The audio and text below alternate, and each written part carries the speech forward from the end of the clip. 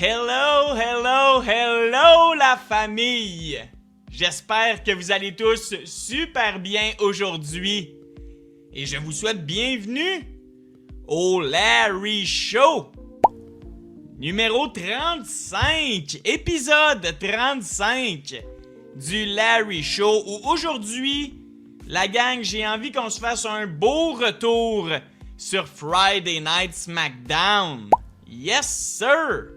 Il s'en est passé des choses lors de Friday Night SmackDown et également aujourd'hui, là, j'ai un petit update, un petit mea culpa à faire sur le dernier Larry Show où on a parlé de potentiellement la présence de Roman Reigns à AAA. Oubliez ça! Oubliez ça! Littéralement, là, changement de plan. Je veux qu'on parle aujourd'hui du tournoi qui a été fait pour déclarer un nouvel aspirant numéro 1 au titre de Roman Reigns. Et boy, ce tournoi-là fait jaser la gang. J'espère que vous allez bien aujourd'hui. Ça fait tellement du bien de vous revoir. N'hésitez pas à me commenter ça tout au long du show d'aujourd'hui. N'hésitez pas à liker aussi. Ça me ferait immensément plaisir que vous likiez le Larry Show si vous aimez les Larry Show. Et je vous invite finalement à vous abonner à ma chaîne Larry pour ne rien manquer de mes prochains Larry Show, mes prochains en direct. Bref, on se lance la gang. On se lance la gang. Vous l'avez vu dans le titre là, Kevin Owens est de retour à Friday Night SmackDown et je vais le dire, Kevin Owens vient sauver Friday Night SmackDown. Sincèrement, là, SmackDown, un show de 2 heures de temps, parsemé de pauses, très difficile à écouter Friday Night SmackDown, mais pour une des rares fois, vendredi soir, je me suis assis à 20h pile poil, juste pour KO. J'avais mon chandail de KO vendredi soir et j'espérais que Kevin Owens soit là à Friday Night SmackDown pour venir donner un pep dans le step à ce show-là de Friday Night SmackDown qui est pas écoutable depuis des mois. Here we go, la gang, on se lance dans tout ce qui s'est passé lors de Friday Night SmackDown et vous allez voir là, Kevin Owens a mis le feu dans place. Littéralement, Friday Night SmackDown s'est ouvert avec Cody Rhodes. Et oui, Cody Rhodes ouvre son millionième Friday Night SmackDown. J'étais déçu. On aurait dû commencer avec la musique à KO, mais non. Cody Rhodes arrive dans le ring et fidèle à son habitude, on le savait, hein? Cody Rhodes allait se mettre à crier, littéralement, et c'est exactement ce qui est arrivé. Randy Orton! T'es où, mon motadine? Toi qui m'as coûté la victoire lors de SummerSlam soirée 1 contre CM Punk. Et Cody Rhodes est en beau fusil. Cherche Randy Orton et est interrompu par CM Punk. CM Punk qui a conservé son titre contre Cody Rhodes arrive dans le ring face à Cody. Et juste là, j'étais très déçu. On a eu 2 gros retours lors de SummerSlam. On a eu Randy lors de la soirée 1 et Kevin Owens lors de la soirée 2. Et c'est aucun de ces 2 gars-là qui ouvre le show. Gros L. Gros L. Punk et Cody se sont parlé une minute ou 2, mais pour vrai, rien de légendaire. La preuve que c'est pas parce que Punk et Cody sont tes plus grosses stars que c'est eux qui font la meilleure TV, là. Punk et Cody au micro, rien de légendaire à dire. Cody sac son camp en disant « Je m'en vais backstage chercher Randy Orton puis je vais y péter à la gueule. » Ok, va-t'en. Cody, pas de stress avec ça. Et juste avant de partir, Punk dit à Cody Rhodes « Si tu veux un rematch, après t'être concentré sur Randy Orton, just tell me when. Dis-moi quand. » Et ça, cette fameuse phrase-là, on a entendu Punk la dire dans le passé, on a entendu Cody la dire dans le passé quand il était champion. Ouf, j'ai l'impression que Punk Cody vont se réaffronter dans 6 mois et qu'on va réutiliser cette foutue ligne-là de Tell Me When. Fait que dans 6 mois, on va revenir là-dessus. Mais là, les deux gars, et Punk et Cody, s'en vont sur des side quests. Cody veut trouver Randy et Punk a d'autres chats à fouetter parce que Punk a un nouvel aspirant numéro 1 à son titre. L'homme qui est revenu et qui a choqué le monde de la lutte après plus de 500 jours d'absence, Kevin Owens, arrive dans le ring pour confronter CM Punk. Et là, la Dream rivalité commence. Kevin a un micro, Punk a un micro, et avant qu'on parle de la promo, je veux qu'on parle de la réaction de la ville de Philadelphie au retour de Kevin Owens à SmackDown. J'ai trouvé Philadelphie très moyen lors de l'entrée de KO. C'était pas du tout représentatif du retour qu'il a eu à SummerSlam soirée 2 où littéralement le monde braillait dans les estrades. J'ai l'impression que Punk et Cody, qui sont arrivés avant Kevin Owens, ont eu des plus gros pops que KO. J'ai trouvé la foule bien moyenne, bien mid, concernant l'arrivée de Kevin Owens, donc pas la plus chaude des réceptions pour Kevin Owens. J'étais surpris, et j'ai été encore plus surpris de la promo entre Kevin Owens et CM Punk du bonbon. On s'en attendait, là, ça allait être une grosse rivalité personnelle. Les gars qui se connaissent depuis la Ring of Honor des bonnes années, les gars se connaissent depuis des dizaines et des dizaines d'années. Quand les deux gars luttaient sur la scène indépendante, là, ils se connaissaient déjà. Et dans ces années-là, Kevin était déjà très vocal sur le fait que CM Punk était un gars avec beaucoup trop d'ego, qui se voyait comme le meilleur au monde, qui se voyait supérieur à tout le monde, qui pétait plus haut que le trou. Et assez poétique, assez ironique qu'en 2026, Punk porte toujours le nom de Best in the World. Ah, que j'avais hâte à entendre Kevin Owens et CM Punk. Insane promo. Insane promo. On a commencé la promo avec un CM Punk qui lui a dit « Ah, est-ce que je peux voir, t'es en pantalon, t'es prêt à lutter, t'es dans ton ring gear. » Et Kevin Owens qui lui répond « Ben non Punk, tu le sais comme moi que je lutte en short et je lutte en t-shirt. » Et ça, si vous le saviez pas, c'est la première référence de plusieurs qu'on a eu. Justement, je vous parlais là, du temps de Ring of Honor. CM Punk, dans ce temps-là, était très critique et a même dit à Kevin Owens que un lutteur, ça lutte en long pantalon, ça lutte pas en short. Déjà là, un petit jab entre les deux hommes qui nous font rappeler que Colin, il y avait du gros beef entre les deux dans le temps de la Ring of Honor. Asti, Punk voulait contrôler comment Kevin s'habillait à la Ring of Honor et je suis certain que KO a été un des seuls à stand-up contre CM Punk dans ces années-là, qui pétait plus haut que le trou, je vous le rappelle, mais j'ai adoré comment on a commencé la promo. Ça, c'était la première phrase de cette promo-là, c'était crazy. Quelle bonne promo des deux hommes. Et par la suite, le but de Kevin, comme était le but de Punk, c'était un peu d'exposer l'autre. Et personnellement, je trouve que Punk a eu le dessus dans cette promo-là. Je trouve que Punk avait plus de munitions pour mitrailler Kevin au micro. Et je trouve que Kevin s'est peut-être retenu et pas allé trop dans le personnel. La victoire de cette promo-là, je la donne à CM Punk.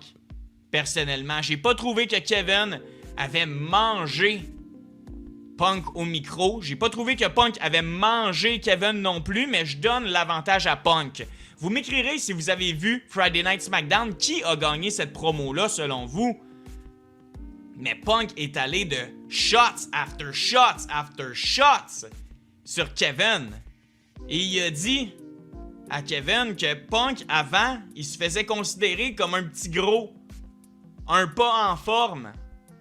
Et je pense à Vince McMahon qui aimait ses lutteurs 6 pieds 6, jackés aux muscles, tout baraqués, et Punk a jamais été ça. Punk, sans dire qu'il a toujours eu une petite bédaine, Punk a jamais eu le gros 6-pack découpé. Et ce que Punk essayait de dire à Kevin, c'est que c'est grâce à moi.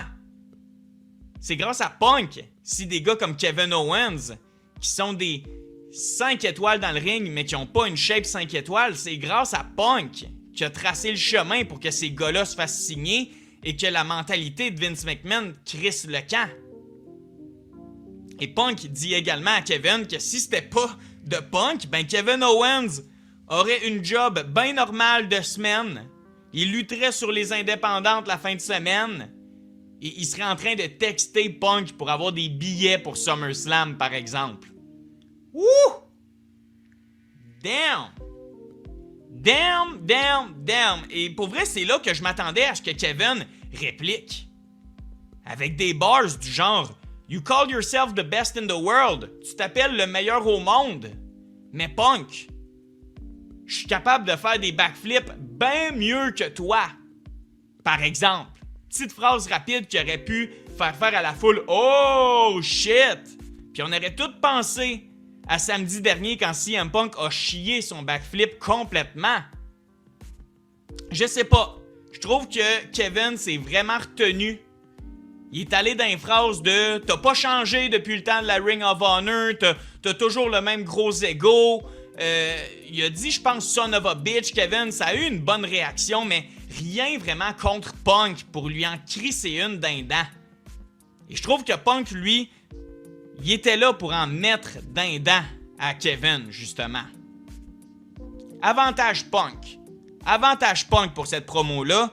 J'espère qu'on va avoir une prochaine promo très bientôt entre les deux hommes. Hopefully, vendredi prochain, lors du prochain SmackDown, je veux une autre promo.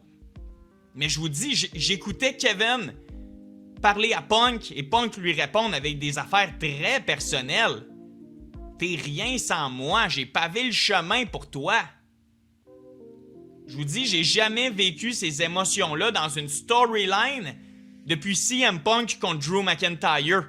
Quelque chose qui me semble si vrai et qu'on le sait que c'est vrai, les preuves sont là, que les deux gars se détestaient dans le temps de la Ring of Honor. Wow! Wow! Cette rivalité-là va nourrir Friday Night SmackDown et est peut-être en train de sauver le show de merde qui est Friday Night SmackDown. 5 étoiles comme début de show. Insane!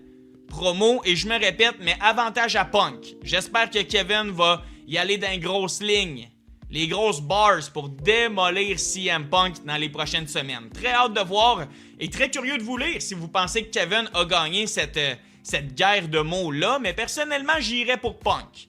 Personnellement. Très bon. Très, très bon. On enchaîne avec notre premier combat du côté de Friday Night SmackDown qu'on a eu. Un rematch de SummerSlam où le nouveau champion des États-Unis, Baron Corbin, défendait son titre contre l'ancien champion qui l'a battu à SummerSlam, Trick Williams. Et bon match. Bon match. Je pense que je l'ai mieux aimé ce combat-là que celui qu'on a vu à SummerSlam. Ce qui nous fait peut-être réaliser que le problème là-dedans, c'était Lil Yachty. Plus de Lil Yachty, plus de problème. Trick Williams était tout seul. Grosse pop, gros babyface. Plus concentré sur le in-ring que sur monter une table pendant le match avec Lil Yachty. Plus concentré sur le in-ring que Lil Yachty qui se pogne un kendo stick pendant le match. Bien meilleur match qu'à SummerSlam, personnellement. Et là, je me disais, Colin, ils peuvent pas faire perdre Trick Williams 2 fois de suite contre Baron Corbin. Du moins, pas clean. Il faut protéger le babyface là-dedans et c'est exactement ce qui est arrivé. Corbin a utilisé la ceinture poilue, bang, dans le front de Trick Williams pour conserver son titre. Donc là, que Trick Williams reste fort, ça a pris une tricherie pour le battre. I love it. I love it. aucun problème avec ça. Trick Williams, on a réussi à le séparer petit peu par petit peu de ce titre-là. On lui a enlevé à SummerSlam et là, grosse défaite, mais par tricherie qui le protège. J'ai l'impression que Trick s'en va vers de nouveaux cieux, s'en va vers un nouveau sommet. J'aime ça. J'ai hâte de voir la prochaine rivalité pour Trick Williams, 100% babyface. Bon match entre Corbin et Trick. Et alors que Corbin était backstage en train de faire une petite entrevue, Corbin se fait attaquer par Carmelo Hayes. Et c'est officiel. Prochain Friday Night SmackDown qui va avoir lieu à Boston, on a un autre match de championnat.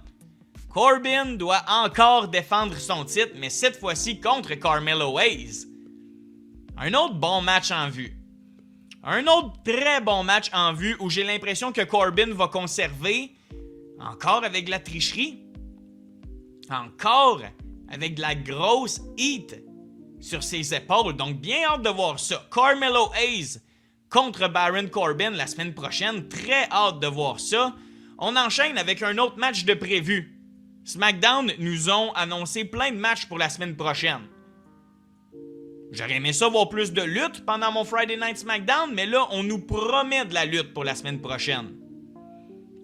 R-Truth et Damian Priest contre les War Raiders contre les MFT la semaine prochaine. Ça va être un autre bon match.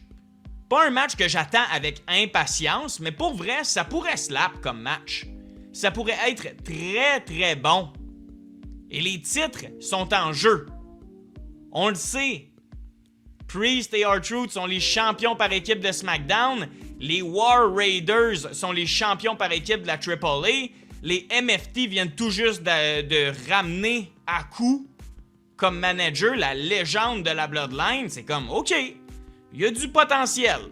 Il y a du potentiel. Et là, écrivez-moi, est-ce que tous les titres sont en jeu ou est-ce que c'est juste ceux de SmackDown? Je sais pas. Je sais que ceux de SmackDown sont défendus la semaine prochaine parce que Priest était en beau tabarnak contre R-Truth qui promet des matchs à tout le monde, littéralement. R-Truth, c'est lui qui fait la job de Nick Aldis. Mais R-Truth nous a fait ce match-là. Lui et Damian Priest affrontent les War Raiders et les MFT la semaine prochaine. Est-ce qu'on veut couvrir le MFT d'or? Est-ce que c'est la seule équipe qui arrive dans le match sans titre qui va quitter avec les double belts? Les titres par équipe de la AAA et les titres par équipe de SmackDown? Je sais pas. Écrivez-moi ce que vous en pensez. Je serais vraiment pas fâché que R-Truth et Damian Priest droppent ces titres-là. À suivre. On s'en reparle. C'était l'heure par la suite de la célébration de notre nouvelle championne intérim. Non, pas intérim. Pour Chelsea Green. Parce que si vous l'avez vu sur les réseaux sociaux, eh bien malheureusement, Rhea Ripley va avoir besoin d'une opération. Elle refusait de se faire opérer. Elle pensait qu'elle allait être capable de revenir sans opération, mais c'est confirmé. Rhea doit passer sous le bistouri, une grosse opération dans le genou. Et on le sait, là, une opération, c'est... Tu peux pas revenir en 2 semaines d'une opération. Il faut des mois et des mois de physio, de réhabilitation. Rhea s'est mis la tête dans le sable. Et malheureusement, qui sait, peut-être que si elle avait fait son opération 1 semaine après s'être blessée, peut-être qu'elle serait peut-être sur le bord de revenir, là. Mais elle a tellement attendu, elle pensait tellement être capable de guérir sans opération que là, ajoutons un 6 à 8 mois d'absence pour Rhea Ripley. Fait que je vous en parlais dans le dernier Larry Show, mais Rumble 2027 qui va avoir lieu en février en Arizona. Peut-être que Rhea fait son gros retour dans 6-8 mois au Rumble. I don't know. Mais une chose est sûre, on revient à Chelsea Green. Mettez un gros X sur le titre qu'on appelle intérim. Chelsea Green est tout simplement la nouvelle championne féminine de la WWE. J'ai bien aimé le chandail de Chelsea, justement. Un gros X rouge sur le intérim. Full time. Officiel. comme championne de la WWE. Et c'était l'heure de la célébration pour Chelsea Green. Elle a eu des feux d'artifice. Elle a remercié la foule et leur a dit que sans leur support, rien de tout ça ne serait possible. Elle apprécie chaque personne du backstage qui a cru en elle et qui voyait en elle ce qu'elle était capable de faire. Et elle remercie surtout sa nouvelle partner Tiffany Stratton qui vient la rejoindre. Tiffany arrive dans le ring et les deux femmes sont rapidement interrompues par Fatal Influence menée par Jessie Jane. Et là, petit pet peeve, j'ai trouvé que c'était très rapide comme célébration pour Chelsea Green. Même pas 2 minutes de promo que tu te fais interrompre. Et finalement, ça l'a mené à un match entre Fatal Influence et contre, en fait, Chelsea Green et Tiffany Stratton. Et l'enjeu était le suivant. Si Fatal Influence gagnait, eh bien, Jessie Jane, la semaine prochaine, à Boston, dans le prochain Friday Night SmackDown, allait pouvoir défier Tiffy pour son titre des États-Unis. Tiffy est championne des États-Unis féminine. Chelsea a la grosse belt féminine. Une équipe quand même prestigieuse. Mais la gang, un 2 contre 2. Fallen Henley et Laney Reid contre Tiffy et Chelsea. Et je vous dis, la gang, Fatal Influence avait de l'air des vétérantes dans le ring. Ils ont mené le match d'une main de maître. Les filles sont incroyables. Les anges à Pierre-Paul, les girls à Pierre-Paul étaient incroyables. Crazy work. Et ils ont réussi à pin 1, 2, 3 la championne mondiale Chelsea Green. Deep Diss. Lors de la soirée qui était supposée être la célébration de Chelsea Green, elle se retrouve 3 secondes au tapis et elle se fait pin par Fatal Influence. Wow! Est-ce qu'on vient d'enlever du momentum à Chelsea ou est-ce que ça fait très Chelsea d'être championne mais de perdre tous ces matchs qui ne sont pas pour son titre? I don't know. Je suis pas sûr si j'ai aimé ça, mais ce que j'aime, c'est que là, grâce à cette victoire-là de Fatal Influence, eh bien, Jessie Jane s'en va la semaine prochaine à Boston, vendredi prochain, pour le titre de Tiffany Stratton, un autre match d'annoncer. Fait que juste là, on a Baron Corbin contre Carmelo Hayes, on a Priest, R-Truth, les War Raiders et les MFT qui sont confirmés pour la semaine prochaine, et on a un autre match de championnat, là. Pour le titre des États-Unis féminins, Tiffy qui va défendre contre Jessie Jane. Hey, donnez ça à Jessie Jane, s'il vous plaît. Tiffy n'a pas d'affaire avec un titre. S'il vous plaît, j'espère tellement que Jessie Jane s'en va chercher ce titre-là. Elle est incroyable. Je trouve qu'elle lutte un peu moins que les deux autres de Fatal Influence, mais insane. Des promos à tout casser. Elle est bonne comme manager, elle est bonne comme lutteuse, c'est insane. Jessie Jane, il lui faut le titre et j'espère que ça se passe à Boston la semaine prochaine. Enchaînons maintenant avec Cody Rhodes, lui qui, je vous rappelle là, en début de show, c'est lui qui a ouvert Friday Night SmackDown et il nous a promis d'aller backstage et de trouver Randy Orton. On va voir si ça s'est bien passé.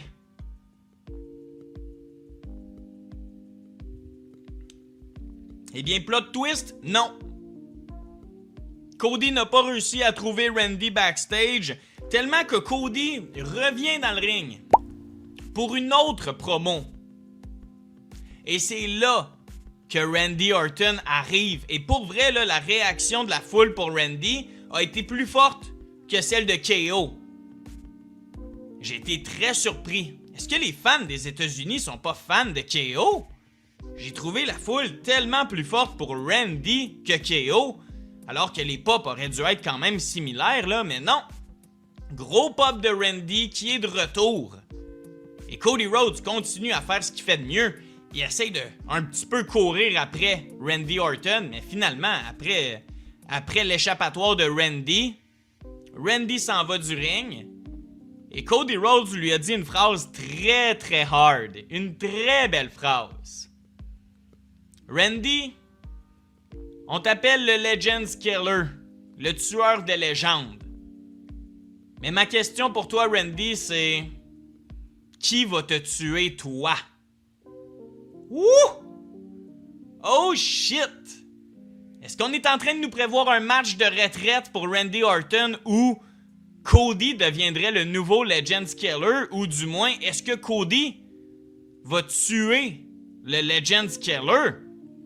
J'ai l'impression qu'on s'enligne vers ça, là. J'ai l'impression que peut-être Money in the Bank, un Randy Cody, c'est peut-être dans les plans, là. Et est-ce que là, contrairement à WrestleMania où Randy avait punt kick Cody, est-ce que Cody pourrait nous prouver qu'il a ce qu'il faut pour kill quelqu'un? Kill le Legends Killer. Est-ce que Cody pourrait faire le punt kick à Randy pour l'envoyer à la retraite? Ce serait insane comme send-off. Ce serait insane peut-être comme manière de officiellement virer Cody Rhodes heel. Chose qui n'arrivera probablement jamais, mais grosse phrase. Grosse bars de Cody Rhodes là-dessus. Donc, ça va être à suivre. Ça va être à suivre. Randy, Cody, là, à ne pas manquer dans les prochaines semaines. Une bonne guerre au micro. J'ai hâte de voir un combat entre les deux hommes. Il y a du star power à SmackDown. Je vous dis, il y a du star power, mais pas assez de matchs. Trop de promos, trop de pauses. Et parlant d'un autre moment promo, moment backstage, Kevin Owens dit à Nick Aldis: j'ai trouvé ma date où je veux challenger CM Punk. Parce que je vous rappelle, là, Kevin est l'aspirant numéro 1. Kevin a trouvé sa date où il veut défier Punk. Et ça va être, la gang, le 21 août. Vendredi 21 août. Pas le SmackDown de la semaine prochaine à Boston, mais l'autre d'après. À Toronto, au Canada. Et là là! Et là là! Et là, pour de vrai, vous m'entendez, là, je chialais sur la pop qu'a eu KO, mais au Canada, KO va avoir une pop monstrueuse.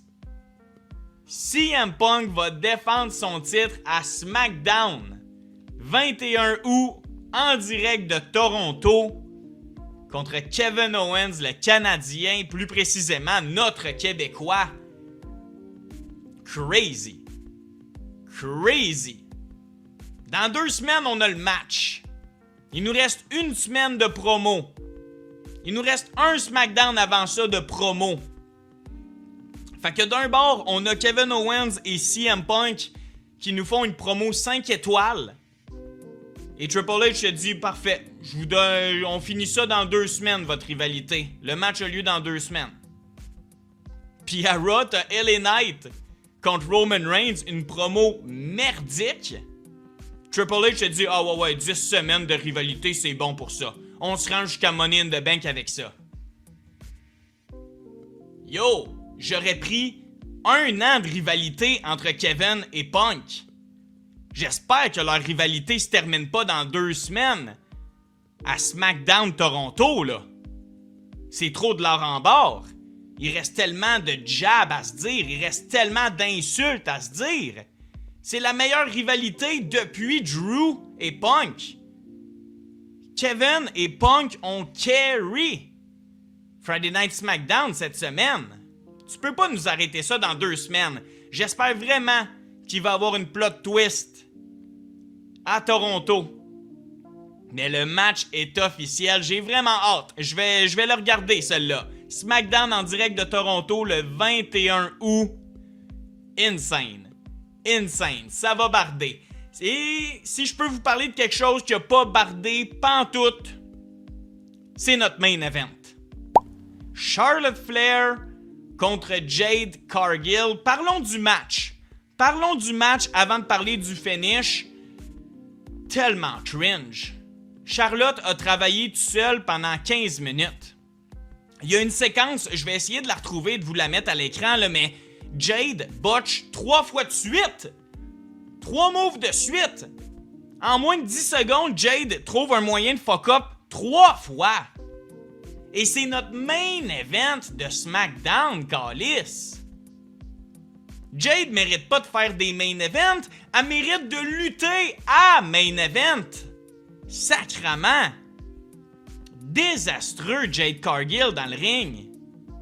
Elle a de l'aura pendant son entrée, elle a un beau physique, elle chaîne ses muscles, mais si boire qu'elle est pas capable de lutter.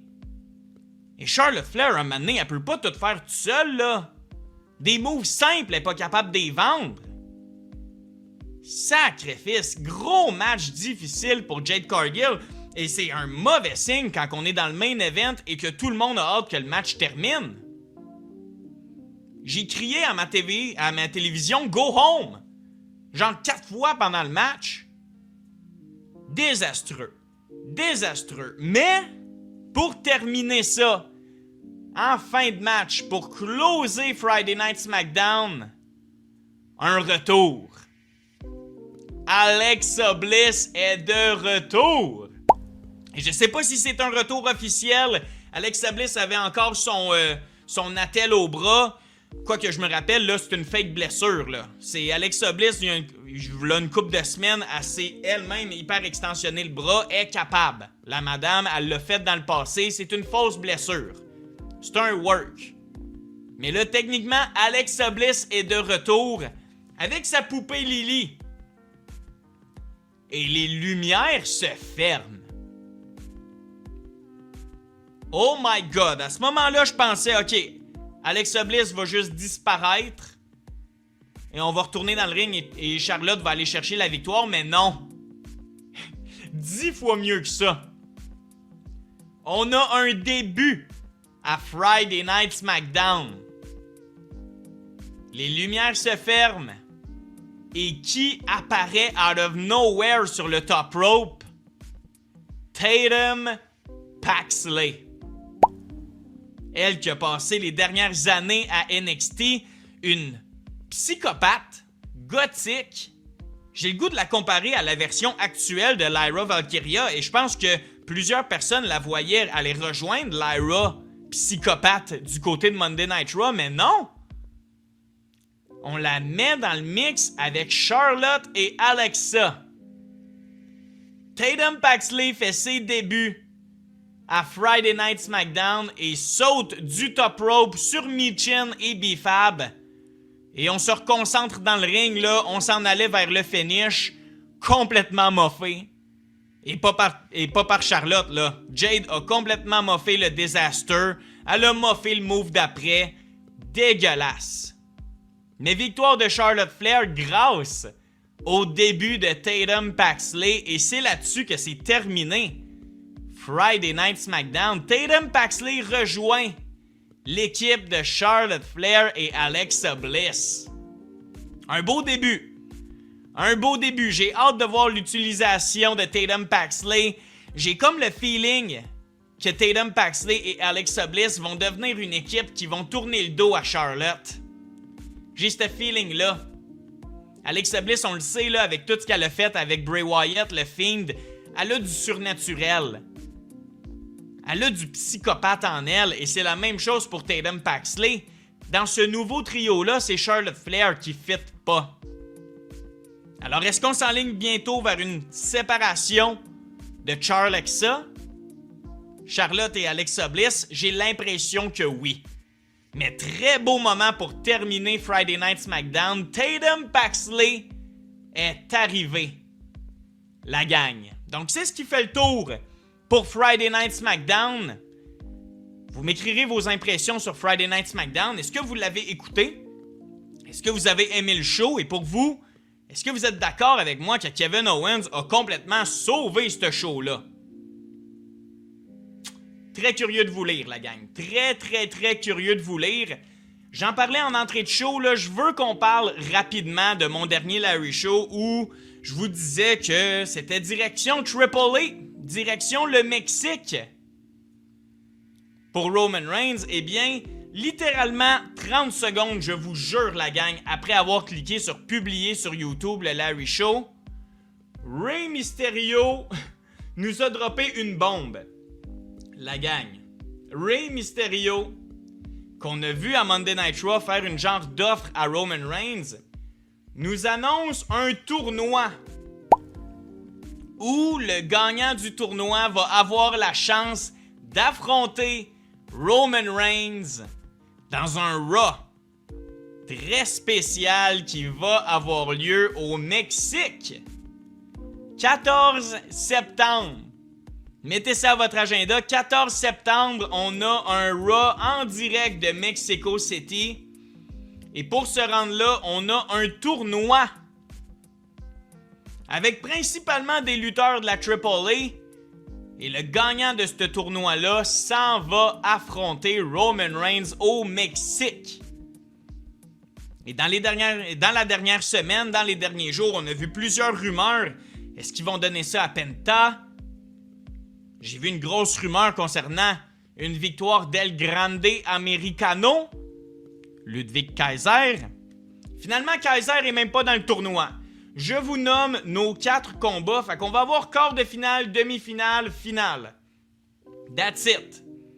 Premier combat, Penta contre Laredo Kid. Ça va slap.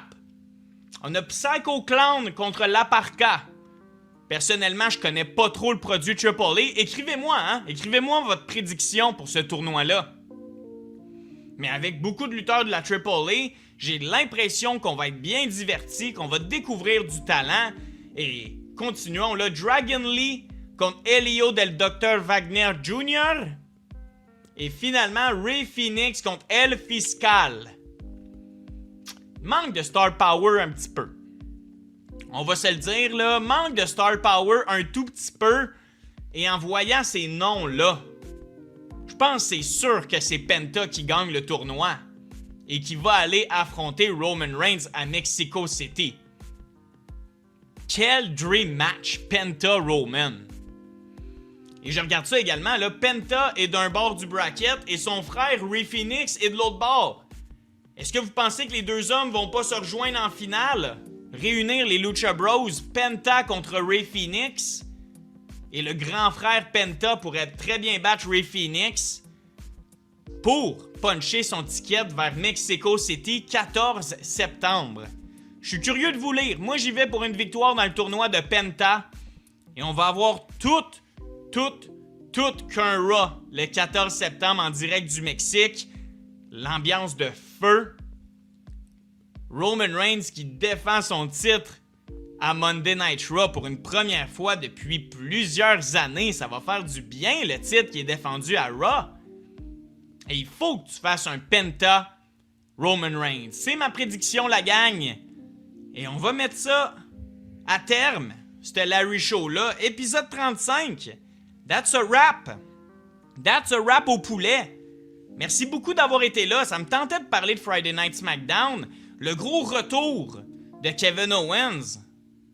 Une rivalité insane contre CM Punk qui fait juste commencer.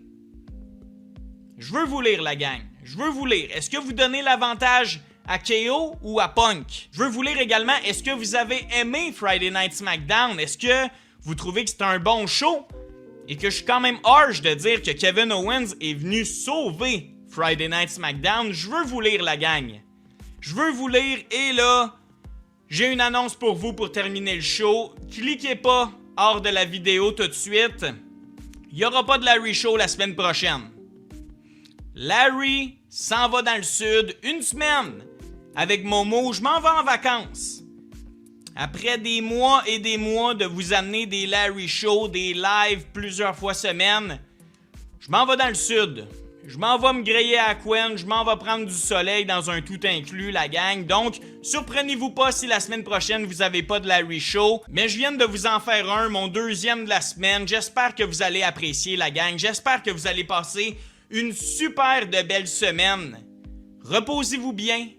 N'hésitez pas à me suivre sur Facebook, Instagram, TikTok, Spotify. Recherchez Larry partout. Et si vous ne me trouvez pas, écrivez Larry WWE et là, vous allez me trouver à 100 000%, la gang.